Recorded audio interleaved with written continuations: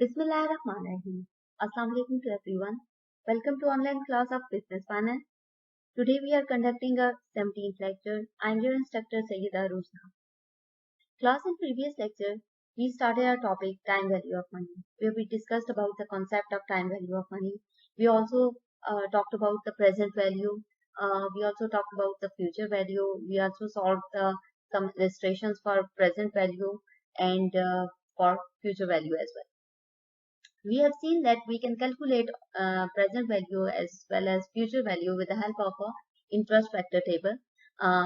For present value, it would be like present value interest vector table, and if we are going to find the future value with the help of table, then it would be a future value interest vector table.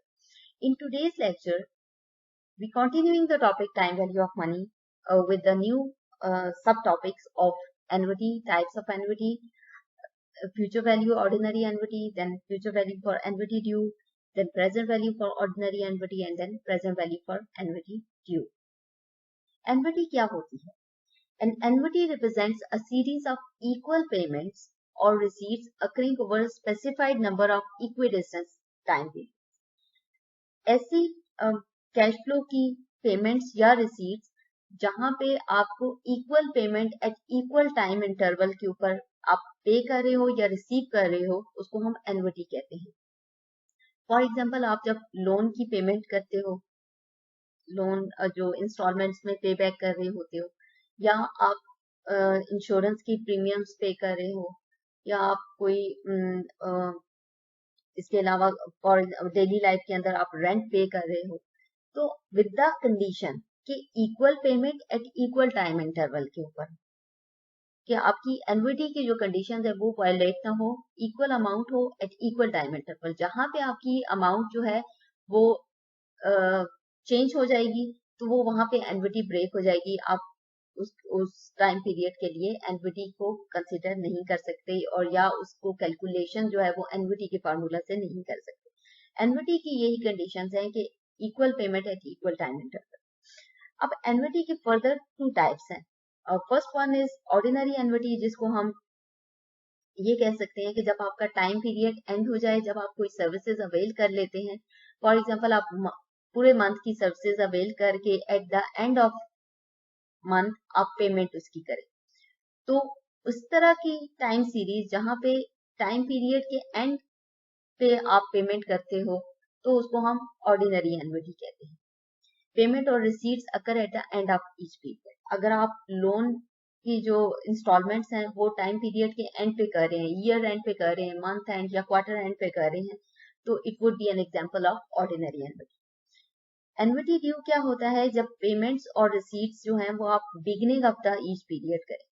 For example, अगर आप advance में कोई payments या receipts करते हैं, तो वो annuity due की एग्जांपल है. अगर आप लोन जो है वो अभी आपका टाइम पीरियड स्टार्ट नहीं हुआ, लेकिन आप एडवांस में उसकी पेमेंट कर रहे हैं at the start of the beginning of the period, तो वो होगा एन्युटी ड्यू. आप इंस्टॉलमेंट पे करो या इंश्योरेंस प्रीमियम, या आपका अगर रेंट है, तो यहाँ से आपको थोड़ी सी इसकी अंडरस्टैंडिंग बेहतर होगी. अगर आप रेंट जो है मंथ के स्टार्ट में पे कर देते हो एडवांस में, तो ये एन्युटी ड्यू की एग्जांपल है. और अगर आपका मंथ रेंट जो है वो eight the end of month आप पेमेंट कर रहे हो, सर्विसेज अवेल करने के बाद पेमेंट कर रहे हो, तो ये ऑर्डिनरी एन्युटी की एग्जांपल है. एन्युटी की एग्जांपल्स के अंदर हम देखते हैं स्टूडेंट लोन पेमेंट्स है, कार लोन पेमेंट्स है, इंश्योरेंस प्रीमियम्स जो आप पे करते हो, मॉर्गेज पेमेंट्स है, रिटायरमेंट सेविंग्स जो आपको पेंशन वगैरह जो होती हैं, और वो equal payments at equal time interval के ऊपर आपको मिल रही होती हैं, तो वो एग्जांपल्स आप एन्युटी के केस के अंदर रह सकते हो. लेकिन ये सारी पेमेंट्स विद द कंडीशन कि ये इक्वल पेमेंट्स हो और इक्वल टाइम इंटरवल के ऊपर पेमेंट हो, whether at the beginning of the time period और at the end of the time period, इससे फर्क नहीं पड़ता. इससे आपकी एन्युटी की टाइप्स जो हैं वो आइडेंटिफाई हो जाती हैं कि ये ऑर्डिनरी एन्युटी है या एन्युटी ड्यू है. बट आपकी payments at equal time interval के ऊपर हो रही हो, तो ये आपकी एन्युटी कहलाती है. इस टाइम सीरीज को हम एन्युटी कहते हैं. इस टाइम लाइन के ऊपर आप देख सकते हैं a level of stream of same cash flow for a fix period. और एन्युटी के अंदर हमारे पास एक फिक्स दोनों एक्सट्रीम्स हमें क्लियरली आइडेंटिफाइड होती हैं, और जो आज का टाइम पीरियड है और जो फ्यूचर में टाइम पीरियड है वो आइडेंटिफाइड होता है। फॉर एग्जांपल ये टाइम लाइन है फॉर 5 टाइम पीरियड्स के लिए, और यहाँ पे 0 से ये स्टार्ट हो रही है जो कि टुडे है, और ये 5 तक जा रही है, मीन्स के ये 5 मंथ्स भी हो सकते हैं, 5 क्वार्टर्स या 5 ईयर्स भी हो सकते हैं। At a given rate of interest equal amount जो है वो पेमेंट रिसीट या पे हो रही है, और ये $100 या ₹100 की पेमेंट है जो कि एक इक्वल टाइम इंटरवल के ऊपर हमें शो हो रही है। तो अगर हमारे पास प्रेजेंट वैल्यू गिवन है तो हम फ्यूचर को फाइंड आउट कर सकते हैं, और अगर फ्यूचर वैल्यू गिवन है तो हम प्रेजेंट वैल्यू को फाइंड आउट कर सकते हैं at the given rate of interest. तो ये एन्युटी को शो कर रहा है, ये टाइमलाइंस दोनों, जहां पे हम जो भी टाइम वैल्यू, जो भी वैल्यू हमें मिसिंग होगी, प्रेजेंट वैल्यू या फ्यूचर वैल्यू, उसको हम through with the help of annuity के जो formula for the future value and present value से हम फाइंड आउट कर सकते हैं। Now we discuss the parts of the annuity. अब जब हमने 2 टाइप्स एन्युटी की आइडेंटिफाई की, जिसमें एक ऑर्डिनरी एन्युटी है जिसमें हम payment eight the end of the time period करते हैं, तो उसके क्या क्या पार्ट्स होंगे। फॉर एग्जाम्पल यहाँ पे एक टाइमलाइन ड्रॉ है जो कि 3 टाइम पीरियड्स को रिप्रेजेंट कर रही है। आज से लेके नेक्स्ट मंथ की सेम डेट तक 1 टाइम पीरियड, नेक्स्ट मंथ की सेम डेट जो आज डेट है 5th ऑफ नवंबर से लेके सेकेंड टाइम पीरियड की सेम डेट तक ये सेकेंड टाइम पीरियड होगा, और फिर सेकेंड मंथ का जो सेम डेट के ऊपर ये सेकेंड टाइम पीरियड होगा, और फिर थर्ड टाइम पीरियड उससे नेक्स्ट मंथ सेम डेट के ऊपर कंप्लीट होगा। तो अगर आज से लेके नेक्स्ट मंथ की 5 दिसंबर तक अगर एक टाइम पीरियड है, और इस टाइम पीरियड की पेमेंट जो है वो हम नेक्स्ट मंथ की सेम डेट को कर रहे हैं, तो इट मीन्स के ये eight the end of time period पे पेमेंट हो रही है। तो ये ऑर्डिनरी एन्युटी की एग्जांपल है। 5 दिसंबर को फॉर एग्जांपल ये पेमेंट हो रही है, फिर 5th ऑफ जनवरी को पेमेंट हो रही है, फिर 5th ऑफ फरवरी को पेमेंट हो रही है। तो टाइम पीरियड आज से स्टार्ट हुआ, लेकिन ये 5th दिसंबर तक गया, फिर 5th जनवरी तक गया, फिर 5th फरवरी तक गया। तो ये 3 टाइम पीरियड्स, और पेमेंट जो है वो एट द एंड हो रही है। तो ये शो करता है ऑर्डिनरी एन्युटी को, और आप देख रहे हैं कि इक्वल पेमेंट है over equal distance of time, तो इसको हम ऑर्डिनरी एन्युटी कहेंगे। अब हम टाइमलाइन देखते हैं एन्युटी ड्यू की। अब फॉर एग्जांपल यहाँ पे भी हमें 3 टाइम पीरियड्स शो हो रहे हैं टाइमलाइन के ऊपर, और पेमेंट हम eight the beginning of the time period करें।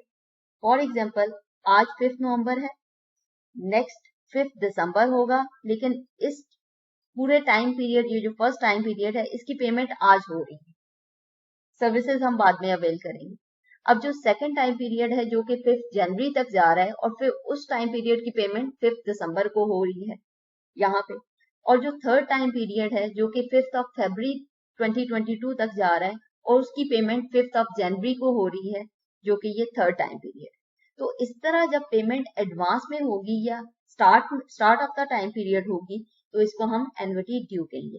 अब यहाँ पे भी आप देख सकते हैं कि इक्वल पेमेंट्स हैं at equal distance of time, equal time intervals के ऊपर हम पेमेंट्स हो रही हैं, लेकिन पेमेंट एडवांस में है, तो एन्युटी ड्यू की एग्जांपल है। अगर payment at the time period के एंड पे होगी तो हम इसको ऑर्डिनरी एन्युटी कहेंगे।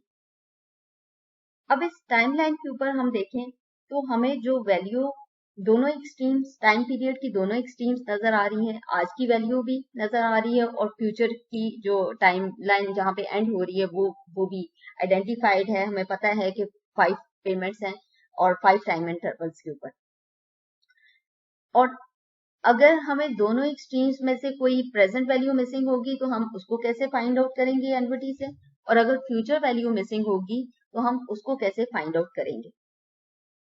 अब आप देख रहे हैं क्योंकि हमने यहाँ पे पार्ट्स ऑफ एन्युटी में ऑर्डिनरी एन्युटी के भी देख लिया और एन्युटी ड्यू का भी देख लिया। अब इन दोनों टाइप्स को टाइप्स ऑफ एन्युटी जो हैं, ये इनके डिफरेंट फार्मूलाज होंगे। एन्युटी ड्यू का डिफरेंट फार्मूला होगा, एन्युटी ऑर्डिनरी एन्युटी का डिफरेंट फार्मूला होगा।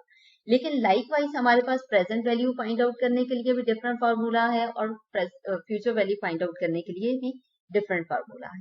तो फ्यूचर वैल्यू एनविटी ड्यू के केस में भी होगी, फ्यूचर वैल्यू ऑर्डिनरी एनविटी के केस में भी फाइंड आउट होगी, और ये इन दोनों के डिफरेंट फार्मूलाज हैं। प्रेजेंट वैल्यू एनविटी ड्यू के केस में भी प्रेजेंट वैल्यू फाइंड आउट हो सकती है, और प्रेजेंट वैल्यू ऑर्डिनरी एनविटी के केस में भी फाइंड आउट हो सकती है। तो लाइकवाइज जब हम फ्यूचर वैल्यू एनविटी की फाइंड आउट करेंगे तो हमें ये देखना है कि वो ऑर्डिनरी एनविटी है या एनविटी ड्यू है, और हमने प्रेजेंट वैल्यू जब एनविटी की फाइंड आउट करनी होगी तो हमें ये देखना पड़ेगा टाइमलाइन ड्रॉ करके कि ये ऑर्डिनरी एनविटी है या एनविटी ड्यू है।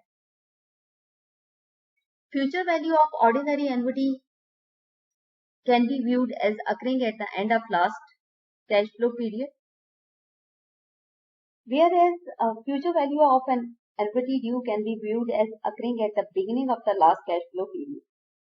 अभी हमने एक टाइमलाइन डिस्कस की थी, ऑर्डिनरी एन्युटी की ये टाइमलाइन है, इसमें फ्यूचर वैल्यू जो होगी वो लास्ट टाइम पीरियड जो थर्ड टाइम पीरियड है उसके एंड पे होगी, क्योंकि ये ऑर्डिनरी एन्युटी है और पेमेंट जो है eight the end of the time period होती है, तो यहाँ पे future value third time period के एंड पे होगी, और एनविटी ड्यू के केस में जो आपकी फ्यूचर वैल्यू की कैलकुलेशन है वो थर्ड टाइम पीरियड के बिगनिंग पे होगी, क्योंकि एनविटी ड्यू के अंदर हम पेमेंट्स जो है वो एडवांस पेमेंट्स होती है at the start of the time period, eight the beginning of the time period होती है, तो जो लास्ट कैश फ्लो स्ट्रीम है जो थर्ड टाइम पीरियड है उसके स्टार्ट में ये पेमेंट होगी। The present value of an ordinary annuity can be viewed as occurring at the beginning of the first cash flow period, whereas the present value of the annuity due can be viewed as occurring at the end of the first cash flow period. Ordinary annuity के case में जब हम present value find out करेंगे तो जो first time period है उसके start में present value होगी at the beginning of the first time period, और एनविटी ड्यू के केस में जो प्रेजेंट वैल्यू है वो जो फर्स्ट टाइम पीरियड है इसके एंड पे ये पेमेंट होगी। अब ऑर्डिनरी एनविटी के केस के अंदर हमने फ्यूचर वैल्यू भी फाइंड आउट करनी होती है और हमने प्रेजेंट वैल्यू भी फाइंड आउट करनी होती है। अब यहाँ पे हमारे पास एक टाइमलाइन है जिसके अंदर एक equal stream of cash flows हैं फॉर 5 टाइम पीरियड। अब क्योंकि ऑर्डिनरी एनविटी है तो जो फर्स्ट टाइम पीरियड है उसके एंड पे ये पेमेंट हो रही है, देन सेकंड टाइम पीरियड के एंड पे second payment, third time period के एंड पे third payment, fourth time period के एंड पे फोर्थ पेमेंट, और फिफ्थ टाइम पीरियड के एंड पे हमने पेमेंट या फ्यूचर वैल्यू फाइंड आउट करनी है। इसके स्टार्ट में या एट प्रेजेंट हमने कोई डिपॉजिट नहीं करना होता, क्योंकि टाइम पीरियड आज से स्टार्ट हुआ तो at the end of this time period we will make payments. और इस तरह इस टाइमलाइन में फ्यूचर वैल्यू जो है eight the end of fifth time period हम फाइंड आउट करेंगे, जबकि प्रेजेंट वैल्यू इसी टाइमलाइन को अगर देखें ऑर्डिनरी एनविटी के केस के अंदर तो फर्स्ट टाइम पीरियड के एंड पे हमने पेमेंट हुई, सेकंड टाइम पीरियड के एंड पे, third time period, fourth time period और फिफ्थ टाइम पीरियड के एंड पे पेमेंट्स हुई। फ्यूचर वैल्यू तक 5 टाइम पीरियड्स की पेमेंट्स हुई हैं, लेकिन आज इसकी कितनी हम डिपॉजिट करेंगे, ये कितनी वैल्यू डिपॉजिट करेंगे या इन्वेस्ट करेंगे जो हमें ये 5 इक्वल कैश फ्लो स्ट्रीम्स मिलेंगी, तो प्रेजेंट वैल्यू हम फाइंड आउट करेंगे eight the beginning of the first time period. तो यहाँ पे eight the beginning of the first time period जो है वो हम प्रेजेंट वैल्यू फाइंड आउट करेंगे। फ्यूचर वैल्यू ऑर्डिनरी एनविटी को फाइंड आउट करने के लिए हमारे पास ये गिवन फॉर्मूला है जिसको हम यूज करते हैं to find out the future value of cash flow streams. जो हम जितनी भी अमाउंट्स हम जितने भी टाइम पीरियड्स के लिए ले रहे हैं इक्वल अमाउंट्स, उन अमाउंट्स को, उन कैश फ्लोज को हम सी से डिनोट कर रहे हैं यहाँ पर, और किस रेट के ऊपर हमें ये जो रिटर्न्स हैं वो मिल रहे हैं, वो रेट ऑफ रिटर्न या वो इंटरेस्ट रेट हम आर से डिनोट कर रहे हैं। N stands for the number of time periods, और बाकी आप इस फॉर्मूला के अकॉर्डिंग ये 3 आपके पास वैल्यूज गिवन हो, then you can find out the future value of annuity ordinary.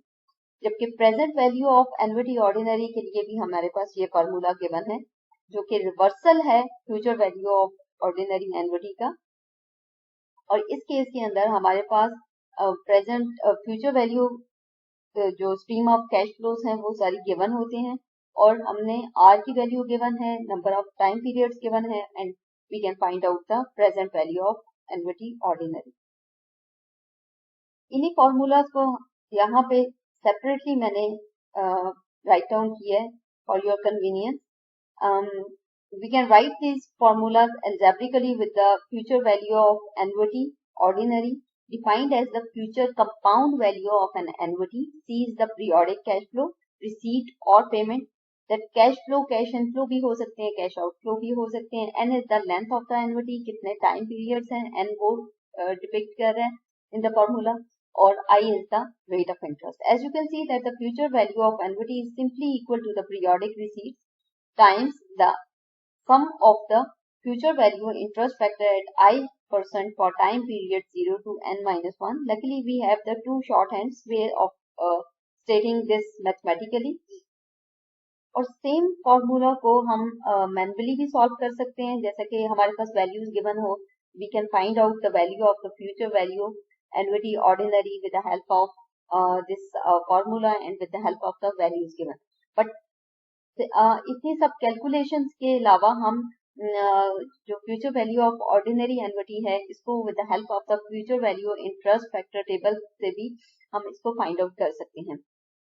तो टेबल से जब हम इसको फाइंड आउट करेंगे then we only need to have this cash flow and I and R की वैल्यू हम टेबल से आइडेंटिफाई करेंगे और यहाँ पे इस फॉर्मूला के अंदर एंटर करेंगे और फिर हमारी future value of ordinary annuity calculate हो जाएगी। जैसा कि इस टेबल में ये future value interest factor annuity का टेबल है और इसमें एक इलस्ट्रेशन है हमारे पास जिसमें कैश फ्लोज की जो स्ट्रीम ऑफ कैश फ्लोज है वो 1000 है और जो इक्वल अमाउंट होती है और at 7% rate of interest for 3 time period, जो कि अभी हमने टाइमलाइन डिस्कस भी की थी, सेम उसी टाइमलाइन को इस इलस्ट्रेशन के अंदर कंसिडर किया गया है। और यहाँ पे हमने 7% के अगेंस्ट फॉर 3 टाइम पीरियड्स जो वैल्यू आएगी, this value is the future value of interest factor annuity 3.215 और इस वैल्यू को हम इस फॉर्मूला के अंदर एंटर करेंगे and we will multiply with 1000 and the answer is 3215। $3,215 would be the amount of the future value of annuity ordinary in case where we are getting 1000 equal payments for 3 time periods. जब हमें 1000 की cash flow streams for 3 time periods मिलेगी तो हमारी future value जो है worth जो है वो 3215 होगी। Now we are going to discuss the present value of ordinary annuity. जैसे हम future value of ordinary annuity find out करते हैं, एग्जैक्टली उसी फॉर्मूला का रेसिप्रोकल जो है या ऑपोजिट जो है वो है present value of ordinary annuity expressed algebraically with the present value of annuity ordinary defined as the present discounting value of an annuity. Future value के केस के अंदर वो कंपाउंडिंग वैल्यू थी और प्रेजेंट वैल्यू के केस के अंदर वो डिस्काउंटिंग वैल्यू है। C is the periodic cash flows, receipts हो या पेमेंट कैश इनफ्लो हो या outflow. N is the length of the annuity and formula for the present value of ordinary annuity is C multiplied by 1 minus 1 over 1 plus I raised to the power n whole divided by I and I is the interest factor। और इस manual formula के अलावा हम इसको with the help of table भी calculations इसकी कर सकते हैं और इस यहाँ पे हमारे पास टेबल जो होगा वो होगा present value of interest factor annuity का टेबल होगा और इस टेबल के अकॉर्डिंगली हम वहां से जो हमारा गिवन इंटरेस्ट रेट और जो जिस टाइम पीरियड की एन्युटी है उस टाइम पीरियड के अकॉर्डिंग हम वैल्यू सेलेक्ट करेंगे। 7% अगेंस्ट 3 टाइम पीरियड्स के अगेंस्ट जो वैल्यू आएगी उस वैल्यू को हम सिलेक्ट करेंगे। This value is the present value interest factor